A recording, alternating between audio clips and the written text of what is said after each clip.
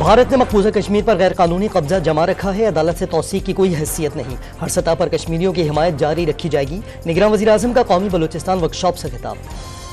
دہشت گردوں سے مذاکرات کی غلطی ایک بار نہیں بار بار کی، ماضی کی پالیسی کی وجہ سے جیتی ہوئی جنگ دوبارہ لڑنی پڑ رہی ہے، نگراں وزیر داخلہ سرفراز بگٹی کے پروگرام لائیو ود عادل شاہ زیب میں گفتگو۔ ڈیرہ اسماعیل خان میں سیکورٹی فورسز پر دہشت گرد حملے کے تناظر میں افغان ناظم الامور کی دفتر خارجہ طلبی، پاکستان کا شدید احتجاج، دہشت گردی میں افغان سرزمین کا استعمال روکنے کا مطالبہ۔ صدر مملکت ڈاکٹر عارف علوی سے چیئرمین تحریک انصاف بیرسٹر گوہر خان کی ملاقات، ملکی سیاسی صورتحال پر تبادلہ خیال کیا گیا۔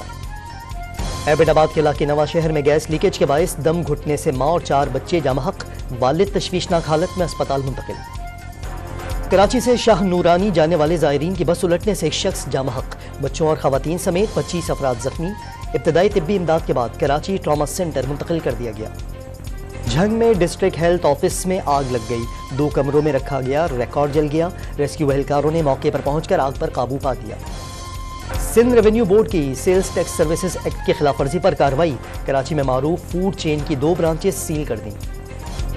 اور پرنس کریم آغا خان کے یوم پیدائش پر گلگت بلتستان میں کل تعطیل کا اعلان، تمام سرکاری اور غیر سرکاری دفاتر بند رہیں گے۔